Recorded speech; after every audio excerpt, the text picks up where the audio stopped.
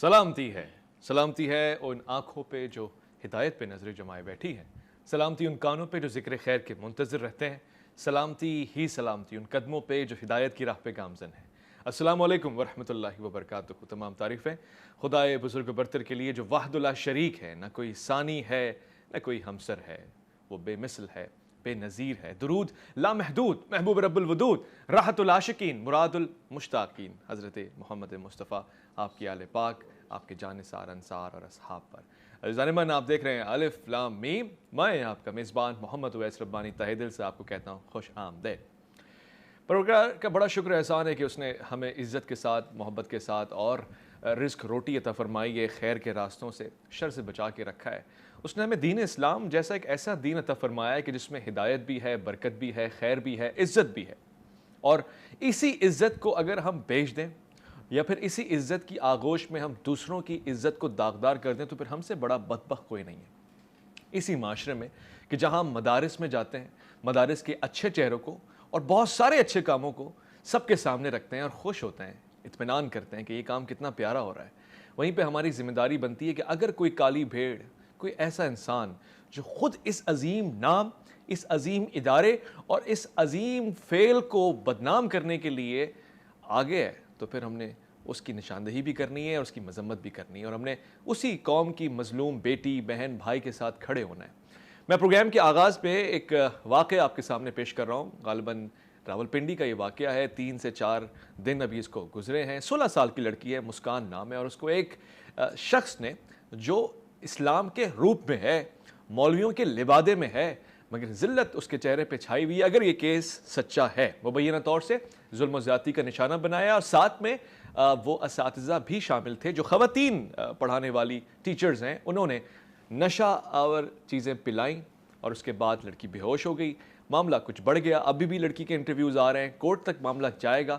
مجھے پوری تسلی ہے، مجھے یقین ہے کہ یقیناً سارے کے سارے شعبے ایسے نہیں ہیں، نہ ہی سارے مدارس ایسے ہیں، اور مجھے یہ بھی میرا دل کہتا ہے کہ یہ واقعہ جھوٹا بھی ہوگا، اللہ کرے یہ جھوٹا ہو۔ مگر اگر 2 صورتحال نکال لیتے ہیں، اس میں سے 2 زاویے نکال لیتے ہیں۔ پہلا زاویہ یہ ہے کہ یا تو یہ واقعہ جھوٹا ہے، تو پھر وہ لڑکی جو مدرسے میں پڑھ رہی ہے، جو طالب علم ہے، جس کو دین کے علم کے لیے بھیجا گیا ہے، وہ شرم کا باعث بن جائے گی، وہ بہت سارے اسٹوڈنٹس کو ڈسکریج کرے گی کیونکہ وہ خود اپنے اساتذہ پہ الزام لگا رہی ہے، یا پھر وہ ایسے سنہرے کام پہ الزام لگا رہی ہے جس کو ہم آئیڈیل کرتے ہیں، اطمینان کرتے ہیں کہ پاکستان کا ایک نام ہے مدارس کے اوپر، سب سے زیادہ بڑے اعزاز ہمارے لیے یہی ہے۔ اور اگر دوسرا چہرہ دیکھیں کہ اگر وہ لڑکی سچ کہہ رہی ہے اور یہ استاد، نام نہاد استاذ، اس طرح کے کام میں ملوث ہے، تو پھر تھوکنے کا دل کرتا ہے، اور دل کرتا ہے کہ ایسے لوگوں کو سر عام ٹانگ دیا جائے جو کہ بدنامی کا باعث بنتے ہیں۔ ہم اس پہ آج بات بھی کریں گے، آپ کے سوال جواب بھی لیں گے۔ میرے پاس انتہائی قابل احترام شخصیات تشریف فرمائے جن سے میں ہمیشہ اطمینان کے ساتھ، تحمل کے ساتھ وہ آراء لیتا ہوں جو عام آدمی کے لیے دینا بڑا مشکل ہے، کیونکہ وہ سوچتا ہے کہ لوگ کیا سوچیں گے، مگر یہ لوگ یہ سوچتے ہیں کہ اللہ رب العزت نے کیا کہا ہے، اس کا فرمان کیا ہے۔ میں خوش آمدید کرنا چاہتا ہوں ڈاکٹر عامر عبداللہ محمدی۔ السلام علیکم ورحمۃ اللہ، کیسے مزاج ہیں؟ جی اللہ کا شکر، آپ کو خوش آمدید کہتا ہوں۔ ساتھ ساتھ ہمارے پاس ایک اور شخصیت تشریف فرمائے، میں خوش آمدید کرنا چاہتا ہوں مفتی عبدالقادر ہزاروی کو۔ السلام علیکم ورحمۃ اللہ۔ وعلیکم السلام ورحمۃ اللہ۔ ڈاکٹر صاحب، یہ واقعہ آپ کے سامنے ہے پنڈی کا، اور مجھ گناہ گار نے اسی سال اس طرح کے بدتدریج بہت سارے واقعات دیکھے ہیں، یہ بھی ایک واقعہ سامنے کھڑا ہوا ہے۔ کیا دیکھ رہے ہیں، یہ ہو کیا رہا ہے؟ کیا واقعی ہم اس قدر گر گئے ہیں کہ جو سب سے اچھا شعبہ ہے اس میں سب سے گھنونی حرکت ہو رہی ہے؟ بسم اللہ الرحمن الرحیم۔ میں شاید وہ الفاظ ڈھونڈنے سے بھی نہیں پا رہا ہوں کہ جن الفاظ کا سہارا لے کر میں اپنے قلبی اور ذہنی ملال کا بیان کر سکوں۔ آپ نے بالکل صحیح فرمایا کہ پچھلے کچھ عرصے سے یہ واقعات پے در پے ہمارے سامنے آ رہے ہیں، اور گزشتہ دنوں مینار پاکستان کے حوالے سے جب ایک افسوسناک واقعہ سامنے آیا تو اس حوالے سے 2 آراء لوگوں کے سامنے آئیں۔ کچھ لوگوں نے اس ٹک ٹاکر کی حمایت میں اپنے زبان و قلم کو استعمال کیا، اور کچھ لوگوں نے اس کے خلاف کہا کہ اس طرح سے کیوں دعوت گناہ دی گئی۔ لیکن بہرحال ماحول کیسا بھی ہو، معاشرہ کیسا بھی ہو، یہاں تو ہمیں یہ بتایا گیا ہے کہ تمہارے چاروں طرف، آگے سے، پیچھے سے، دائیں سے، بائیں سے شیطان تمہیں بار بار دعوت گناہ دینے کے لیے موجود ہوتا ہے۔ وہ الوسواس الخناس ہے، وہ وسوسے ڈال کر چپکے سے کھسک جاتا ہے. لیکن تمہیں کیا کرنا ہے؟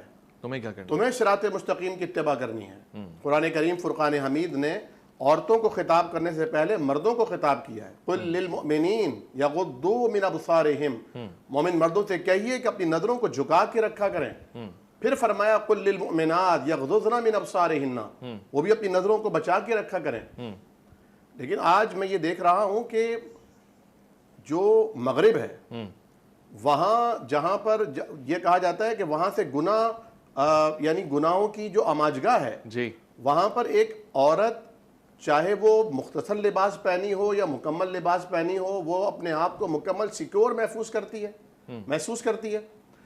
اس معاشرے میں جس معاشرے میں محمد بن قاسم کی تاریخ پڑھی اور پڑھائی جاتی ہے، اس معاشرے میں جس معاشرے میں حضرت حسنین کریمین، حضرت علی، حضرت عثمان، ابو ہریرہ، حضرت عبد الرحمن بن عوف، حضرت ابو بکر صدیق، فاروق اعظم رضی اللہ تعالیٰ عنہ کی حضرت شیمہ آتی ہیں تو حضور اپنی کملی جن کے لیے بچھا دیتے ہیں کہ میری رضائی بہن ہے.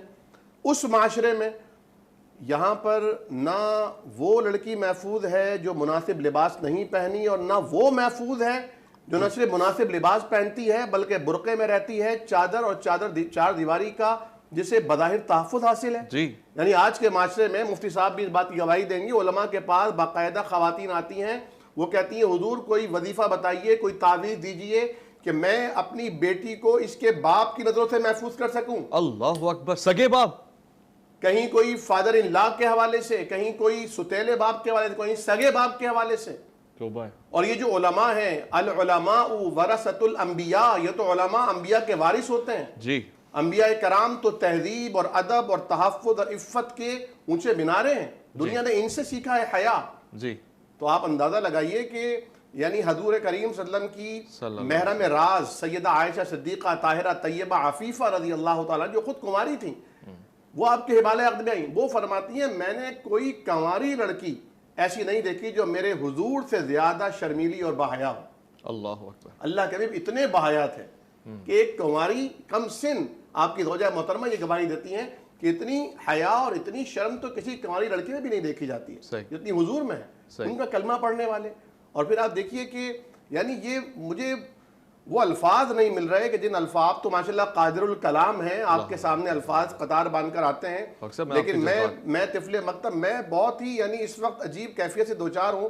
اور میں یہ آپ کے اس فورم کی وساطت سے اپنے تمام اکابرین سے جن کا تعلق تمام مکاتب فکر سے ہے، خواہ وفاق المدارس الشیعہ ہو، وفاق المدارس السلفیہ ہو، تنظیم المدارس پاکستان ہو، وفاق المدارس العربیہ ہو، یا رابطۃ المدارس پاکستان ہو، یا ابھی جو نئے مدارس وفاق قائم ہوئے، ان سب سے کہ جو محتمم حضرات ہیں، بزرگ ہیں، رؤساء ہیں، میں ان کی خدمت میں 10 بستہ گزارش کروں گا کہ کم از کم جو بنات کے مدارس ہیں انہیں آپ ہاسٹل سے پاک کیجئے. اچھا، ویسے بھی ایک لڑکی ایک بہترین ماں بننے کے لیے اسے پڑھایا جاتا ہے، صحیح، ایک بہترین مربیہ بنانے کے لیے اسے پڑھایا جاتا ہے.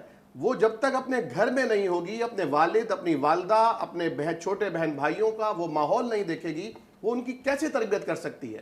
وہ روزانہ دینی تعلیم حاصل کریں، گھر آئیں، گھر میں رہیں. لیکن یہ جو ہاسٹل کا نظام ہے، کیونکہ اسلام میں یہ بات انتہائی ناپسندیدہ ہے کہ نا محرم خواہ وہ بزرگی کیوں نہ ہو. اچھا، لیکن نا حضور کریم صلی اللہ علیہ وسلم تو پوری امت کے روحانی والد ہیں. صحیح، آپ نے خود فرمایا ہے کہ انا لکم بمنزلۃ الوالد اعلمکم، میں تمہارے لیے والد کے درجے پر ہوں، تمہیں پڑھاتا ہوں. ٹھیک. لیکن آپ سے بیعت لینے کے لیے جب ایک خاتون آئیں اور انہوں نے اپنا ہاتھ چادر سے آگے بڑھایا، حضور نے فرمایا اپنا ہاتھ پیچھے کھینچ لو، انی لا اصافح النساء، میں کسی عورت سے مصافحہ نہیں کرتا. کتنی بڑی بات ہے. کہ آپ تو نبی ہیں. اس سے پیارا رشتہ کس کا ہو سکتا ہے، اور اس سے زیادہ معتبر انسان کون ہو سکتا ہے؟ آج تو ہم جتنے بھی معتبر ہو جائیں فوراً سے لڑکی کے سر پہ ہاتھ بھی رکھتے ہیں، سینے سے بھی لگا لیتے ہیں. جب رسول جیسا رشتہ نہیں کر رہا تو پھر آپ کی کیا اوقات ہے؟ مفتی صاحب یہاں پہ میں آپ کی توجہ چاہتا ہوں کیونکہ آپ بھی اسی راہ کے مسافر ہیں. آپ نے مدارس کو بہت گہری نگاہ سے دیکھا ہے، آپ خود بھی اسے تعلیم و تربیت پا چکے ہیں، اب آپ دیتے بھی ہیں. لوگ انگلی اٹھا رہے ہیں اور دکھ مجھے ہو رہا ہے. لوگ میں کتنی مرتبہ کے کیسز آپ کے سامنے رکھوں مجھے شرمندگی ہو رہی ہے، کیونکہ میں جانتا ہوں اس طبقے سے جڑے ہوئے لوگ وہ ہیں جو مخلص ہیں، جو انتہائی کم فیسز میں یہاں گزارا کر رہے ہیں، جن کو کچھ بھی نہیں مل رہا ہے، اللہ کے لیے کھڑے ہوئے ہیں، اللہ کے لیے روزی روٹی سب چھوڑ چھاڑ کے دنیا کی عیش و عشرت مدارس کی خدمت کر رہے ہیں۔ مگر انہی لوگوں میں ایسے لوگ آ گئے ہیں، اور اب آپ کے سامنے یہ کیس ہے، خواتین کے ساتھ 16 سال کی لڑکی ہے، زیادتی کا نشانہ بن رہی ہے، اور بتدریج یہ کیسز ہمارے سامنے آ رہے ہیں۔ کیوں؟ کیا وجہ ہے؟ لوگ حواس باختہ ہو گئے، پاگل ہو گئے، ہوس اتنی چھا گئی ہے کہ اب اسلام کے لبادے میں بھی اس کا قابو نہیں ہو رہا۔ بسم اللہ الرحمن الرحیم، انما یخشی اللہ من عبادہ العلماء، آمنت باللہ صدق اللہ مولانا العظیم، صلی اللہ علی النبی الامی الرؤوف الرحیم۔ بہت شکریہ جناب اویس صاحب پروگرام میں مدعو کرنے کا۔ یقیناً جو آپ نے سوال اٹھایا ہے یہ بڑا اہم ہے، لیکن قرآن کریم نے جا بجا یہ فرمایا کہ اللہ نے خیر کو بھی پیدا کیا اور شر کو بھی پیدا کیا، اور اللہ تعالیٰ خیر اور شر کو پیدا کرنے کے بعد عملی طور پر یہ دیکھنا چاہتا ہے کہ کون خیر کی طرف ہے اور کون شر کی طرف ہے، تاکہ سزا اور جزا جو ہے اس کا فیصلہ کیا جا سکے۔ جہاں تک آپ کے سوال کا تعلق ہے، میں نے جو آیت پڑھی ہے کہ علماء ہی اللہ سے ڈرتے ہیں، بنیادی بات یہ ہے چاہے وہ اسکول ہو یا کالج ہو، بندہ پروفیسر ہو یا معلم ہو یا مسجد کا قاری ہو یا کوئی بھی مولوی ہو، جب تک اس کے اندر خشیت الہی نہیں ہوگی تو کچھ بھی نہیں ہوگا۔ بالخصوص علماء کی آپ لاکھ تعریف کریں کہ علماء کتاب دان کو کہتے ہیں، لیکن میری نظر میں جس طرح کہ آپ نے فرمایا کچھ عرصہ پڑھتے پڑھاتے ہو گیا ہے، ہم نے یہ سمجھا ہے کہ عالم اس کو کہتے ہیں کہ جس کے دل میں خشیت الہی ہو، اور قرآن کریم نے بھی عالم کی یہی تعریف کی ہے۔ اور پھر دوسری بات یہ ہے کہ دوسرے مقام پہ آتا ہے وَلَا تَقْرَبُوا الزِّنَا إِنَّهُ كَانَ فَاحِشًا، زنا کے قریب بھی نہ جاؤ۔ اور زنا کے قریب جانے سے مطلب کیا ہے کہ جب آپ اپنی جوان بچی کو، پہلے تو میں کہوں گا کہ آپ اس قابل بنیں کہ فرائض علوم سیکھیں کہ آپ اپنی بچی کو خود پڑھائیں، صحیح، اور نہیں تو آپ کی برادری کے اندر کوئی ایسا محرم ہو جو عالم دین ہو، آپ اس کے پاس بھیجیں۔ ہاں، اگر آپ مدارس کے اندر اپنی بچی کو بھیجنا چاہتے ہیں، انہیں پڑھانا چاہتے ہیں، تو کم سے کم اچھے اور برے کی تمیز تو کریں۔ جس طرح آپ نے خود فرمایا کہ اس میں جو سہولت کار بنی ہے وہ ایک خاتون بنی ہے، تو اب مسئلہ یہ نہیں ہے کہ علماء نے یہ کام سر انجام دیا، وہ جیسا بھی مولوی تھا، اس میں بات نہیں کرنا چاہتا، لیکن میرے لیے دل کو ہلا دینے والی بات تو یہ بھی ہے کہ ایک خاتون جو ہے وہ سہولت کار بن رہی ہے۔ تو بنیادی طور پر ہمارے اسکولوں میں، ہمارے مدارس میں سمجھتا ہوں علم تو ہے، لیکن اخلاق اور تربیت کی کمی ہے۔ ڈاکٹر صاحب کی اس بات سے اتفاق کرتے ہیں گرلز ہاسٹل ہونے چاہیے، مدارس میں ہونے چاہیے؟ جی، بہت سارے ایسے مدارس ہیں جن کو میں جانتا ہوں، وہاں بڑی اچھی تعلیم ہے، جیسے بیرہ شریف کے اندر ہے، طاہر القادری صاحب کے ہاں ضیاء العلوم میں ہے۔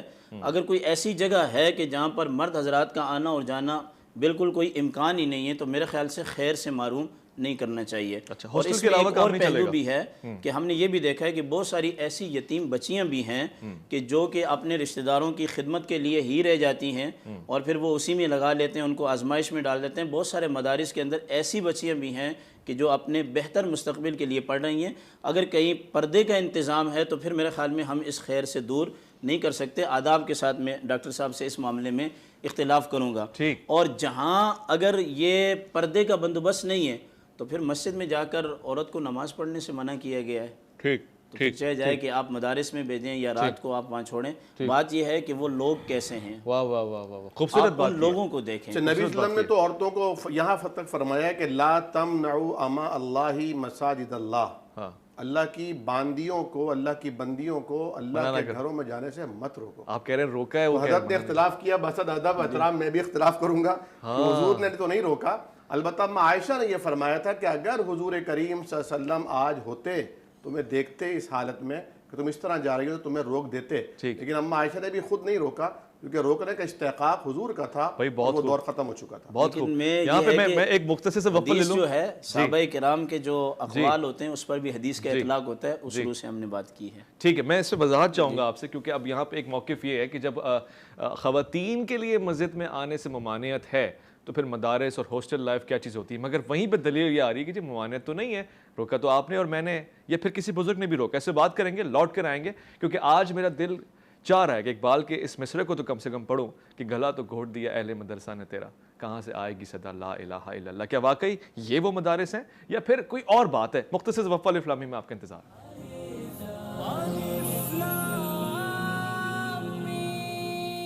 ہے۔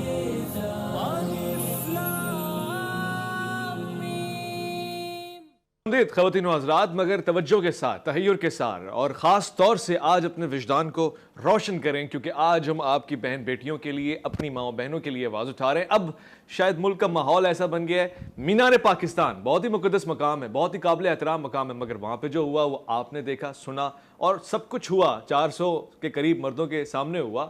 اب وہ جو بھی معاملہ تھا، مگر پاکستان کی عزت لٹی ہے، اس لڑکی کی عزت نہیں لٹی ہے، یا پھر اس کی عزت کے اوپر ہاتھ اٹھائے جو ہم سب کی عزت ہو سکتی ہے، مگر وہ تو ایک سر عام کا معاملہ تھا۔ ہم نے کہہ کے چھوڑ دیا، جناب کیوں آتے ہو ایسے لباس پہن کے، ایسی ویڈیوز کیوں اپلوڈ کرتے ہو؟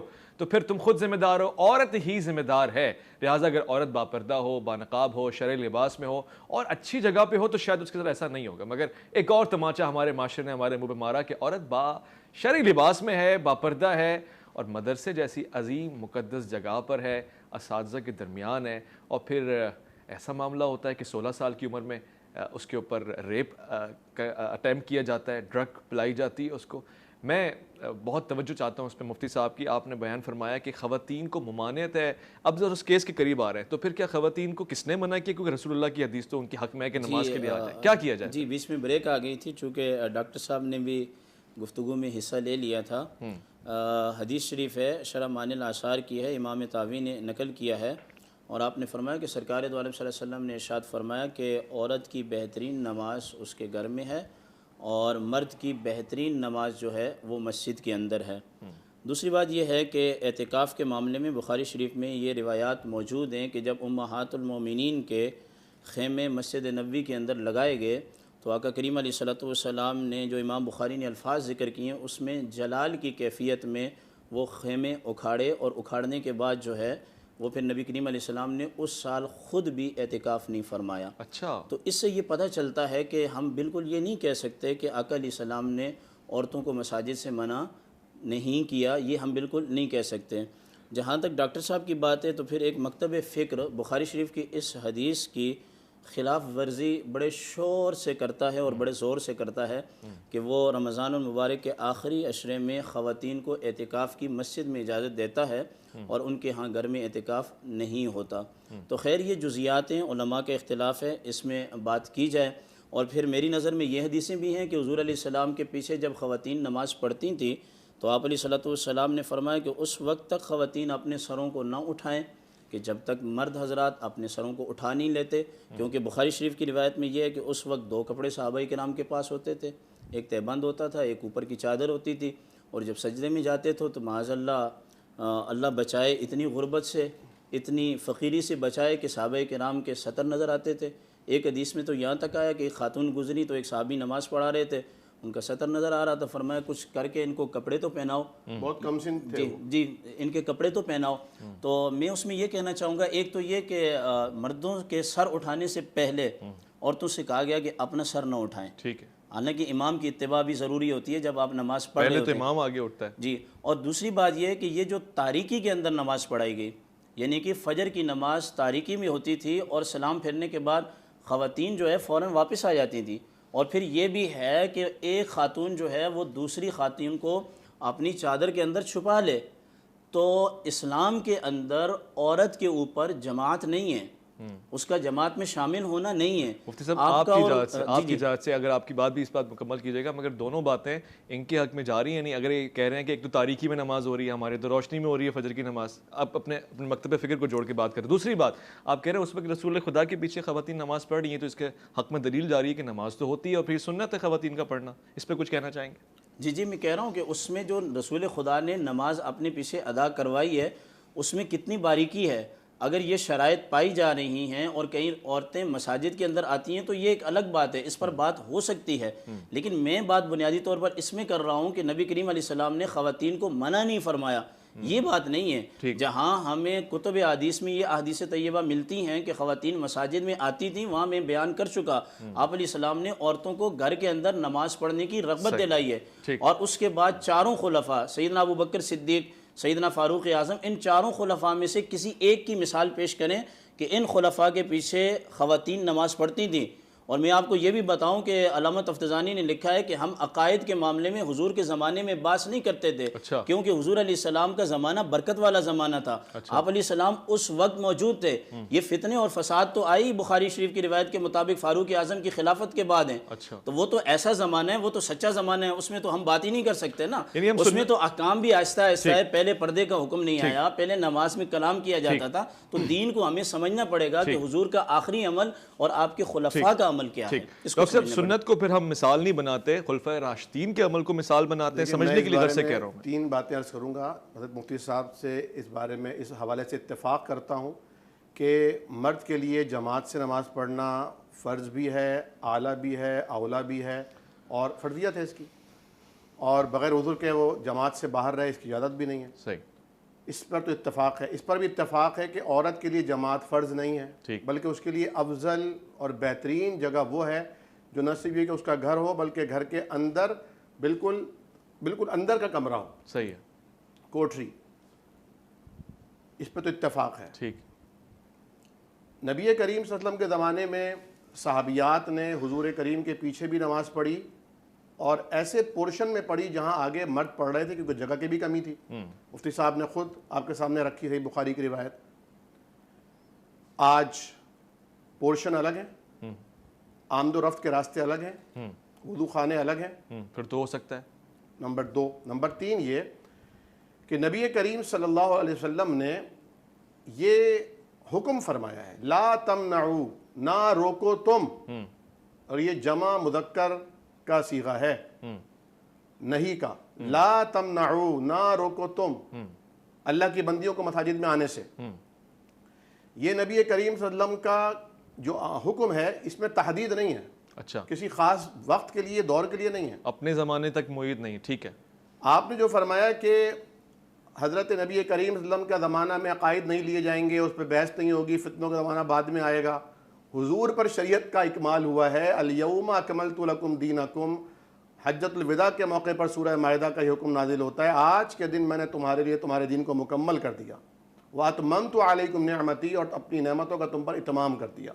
تو شریعت تو وہاں مکمل ہو چکی، آگے جو بھی معاملات ہو رہے ہیں وہ تعذیری ہو رہے ہیں، حکمت عملی کے تحت ہو رہے ہیں۔ جس طرح حضرت ابوبکر صدیق رضی اللہ تعالیٰ عنہ کے دور میں جمعے کی 1 اذان ہوتی تھی، فاروق اعظم رضی اللہ تعالیٰ عنہ کے زمانے میں جمعے کی 1 اذان ہوتی تھی، حضرت عثمان غنی کا دور آیا، آپ نے 2 سال تک ایک ہی اذان پر اکتفا کیا۔ اس کے بعد جب مدینے کی آبادی بڑھ گئی، زورا بازار تک چلے گئے، تو آپ نے 1 اذان کا اضافہ کر دیا۔ ٹھیک ہے، اب وہ اس دور کے لحاظ سے تھا، آج دونوں اذانیں آپ اپنے مسجد کے مائک سے دے رہے ہیں۔ ٹھیک ہے، تو یہ اس دور کے لحاظ سے آپ کو چاہیے آپ بازار پر دیں، 1 اذان تو بازار پہ ہونی چاہیے، لیکن آپ دونوں اذانیں مسجد کے مائک سے دے رہے ہیں۔ تیسری بات جو حضرت نے اعتکاف والی فرمائی مفتی صاحب نے، دیکھیں اعتکاف حضرت بھی جانتے ہیں، نبی کریم صلی اللہ علیہ وسلم نے ارادہ فرمایا اعتکاف کرنے کا۔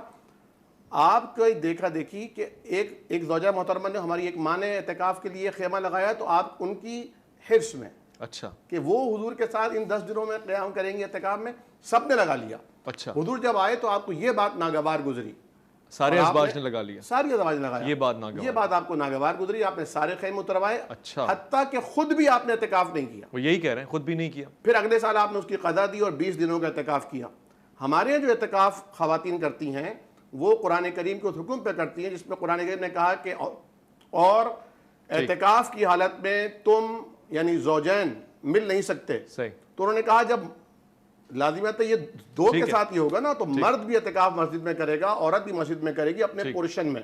اور وہ بات تو 100% ہے کہ سب سے امپورٹنٹ چیز یہ ہے کہ جہاں فتنے کا اندیشہ ہوگا وہاں عورت مسجد نہیں جائے گی، جہاں یہ سارے اسباب اور علل نہیں ہوں گے وہاں عورت کو مسجد چلے جانا چاہیے، جبکہ وہ بازار جا رہی ہے، ہر جگہ جا رہی ہے۔ مختصراً یہ کہ اس بات کو سمجھنے کے لیے اور سوال درکار ہے، ایک مختصر سے وقفہ لے رہا ہوں، لوٹ کر آؤں گا، الف لام میم میں آپ کا انتظار رہے گا۔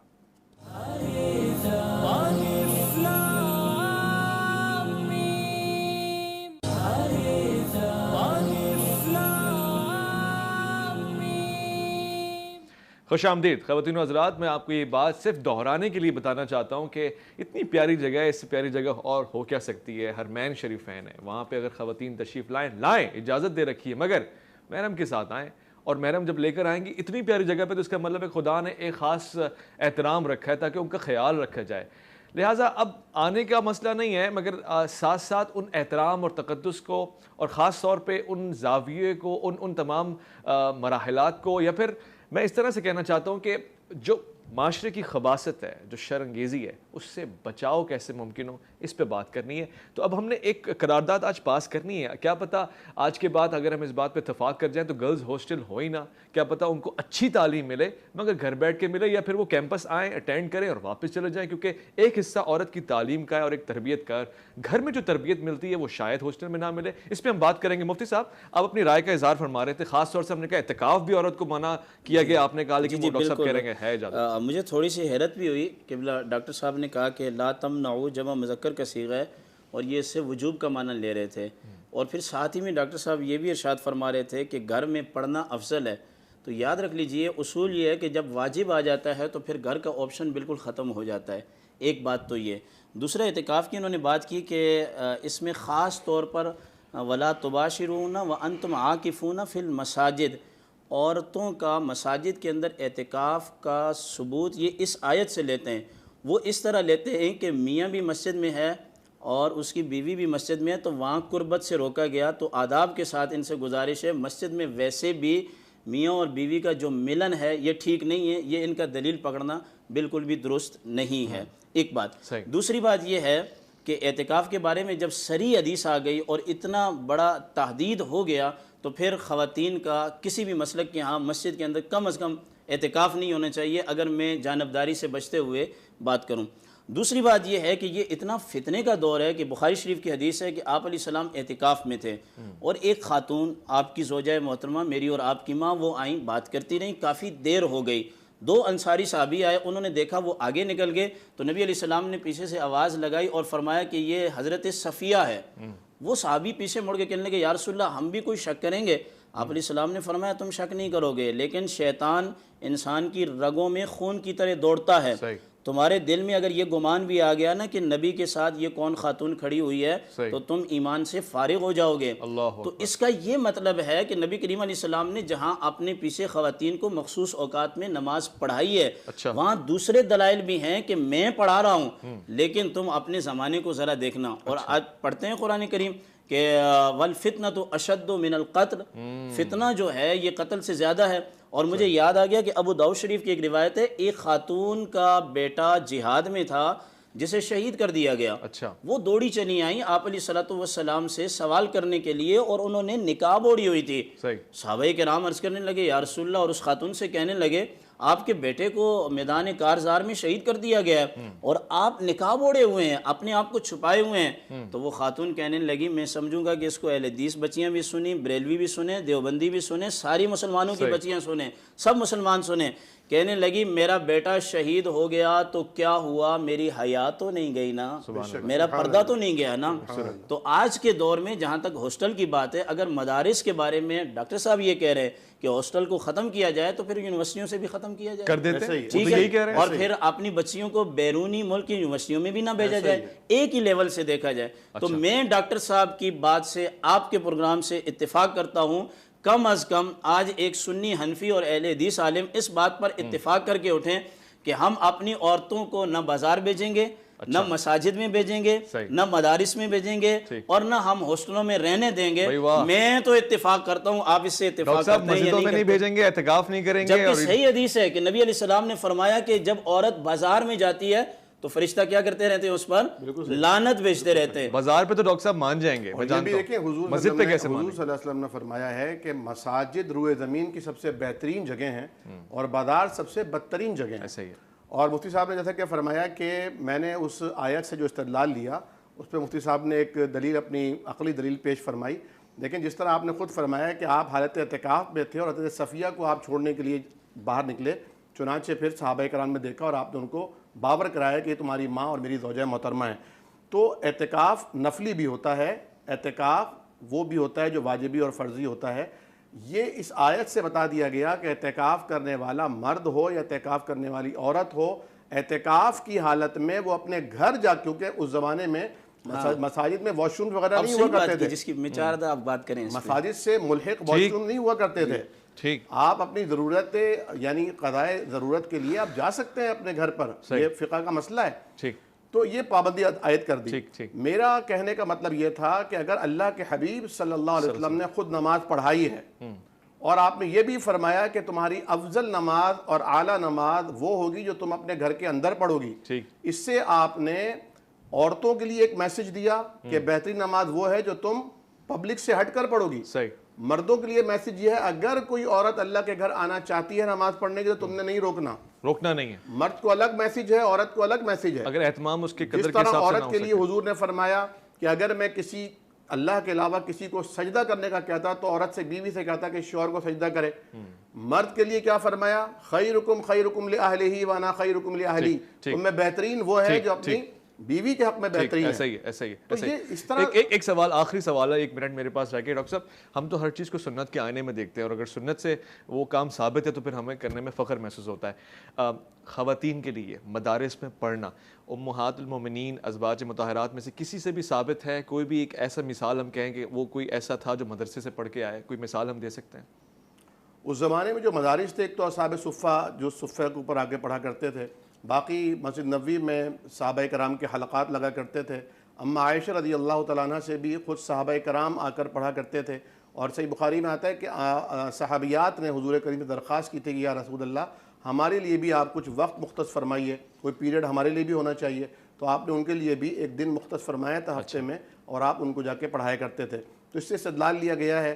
اور جیسا کہ آپ سمجھ رہے ہیں کہ موجودہ جتنے بھی یعنی ادوار چینج ہوتے ہیں تو اسلام میں یہی تو فلیکسیبلٹی ہے اور یہی اس میں لچک ہے کہ وہ ہر دور کا امام بنتا ہے اور ہر دور کے مسائل کو حل کرتا ہے. تو اس سے علماء کرام نے اور ہمارے اکابرین و اسلاف نے یہ نتیجہ نکالا کہ عورت کے لیے بھی، جس طرح کہ مفتی صاحب نے جس طرح فرمایا نا کہ عورت پر تو فرائض کا علم، حلال حرام کا علم، پاکی ناپاکی کا علم، وہ علوم جو اس کی زندگی کے لیے بہت ہی امپورٹنٹ ہے کیونکہ اس کا جو دائرہ کار ہے وہ مرد سے بالکل مختلف ہے. تو اگر یعنی اگر طالبان کی گورنمنٹ وہاں پر عورتوں کے ملازمت کرنے پر، عورتوں کے آفیسز آنے اور جانے پر اعتراض نہیں کر رہی تو آج ہم یہاں بیٹھ کر اگر یہ بات کریں گے نا تو یہ بہت ہی اچھمبے والی بات ہوگی. ہمارا سافٹ ویئر تو بہت پہلے بدل چکا ہے. بہت اچھمبے نہیں، ہم تو دیکھیں نا، ہم تو جدید دور کے ساتھ چل رہے ہیں، کچھ حدود اور قیود کے ساتھ. صحیح ہے. ڈاکٹر صاحب بہت بہت شکریہ آپ کا.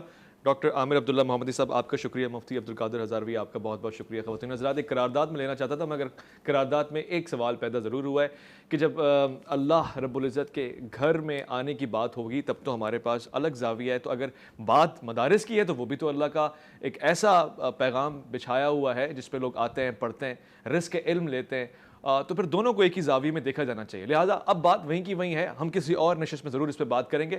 یہ بات طے ہے کہ ہم نے اپنی بہن بیٹیوں کی حفاظت کرنی ہے اور خاص طور سے والدین کی ذمہ داری ہے کہ جس مدرسے میں بھی بھیج رہے ہیں یہ مت سمجھیں کہ آپ نے بھیج کے اپلوڈ اور ڈاؤن لوڈ کر کے ذمہ داری پوری کر دی ہے اور ایک مرتبہ آپ اس کو عالمہ کی حیثیت سے ریسیو کریں گے اور پھر دوبارہ سے اس کی شادی کرا کے رخصت کر دیں گے. یہ تو آپ نے اپنے آپ کو بری و ذمہ کر دیا ہے. خدا جب کسی کو بیٹی دیتا ہے تو ذمہ داری دیتا ہے مگر خود بھی اس کا ذمہ دار رہتا ہے اور سامنے والے کو بھی یہ ذمہ داری اچھی طرح سے احسن طریقے سے نبھانے کی توفیق بھی دیتا ہے. اس سے آپ کیوں دور بھاگ رہے ہیں؟ لہٰذا والدین خاص طور سے اپنی ہوشیاری سے کام لیتے ہوئے، ذمہ داری سے بھرپور فرائض انجام دیتے ہوئے مدارس میں جا کے ضرور حساب کتاب لیں کیونکہ شیطان تو کسی کو بھی بہکا سکتا ہے. ہماری یہ دعا ہے کہ آپ کی بہن بیٹیاں، ہماری مائیں بہنیں سلامت رہیں اور اسی ملک پاکستان میں سایہ خدائے ذوالجلال میں رہیں. اور اگر کوئی ایسا آدمی ایسا کوئی عمل کرتا ہے تو اس کو قرار واقع سزا ملنی چاہیے، ایک عبرت کا نشان بنانا چاہیے. یہ بارہا ہم نے مختلف پروگرامز میں کہا ہے جب تک آپ کوئی ایسی سزا نہیں دیں گے لوگ ڈریں گے کیسے، کیونکہ اسلام نے تو سزا کی تشہیر کی ہے اور گناہ کو چھپایا ہے. اپنا بہت خیال رکھیے گا، اپنے سے بڑھ کے خیال رکھیے گا ملک پاکستان کا. اللہ کی امان میں.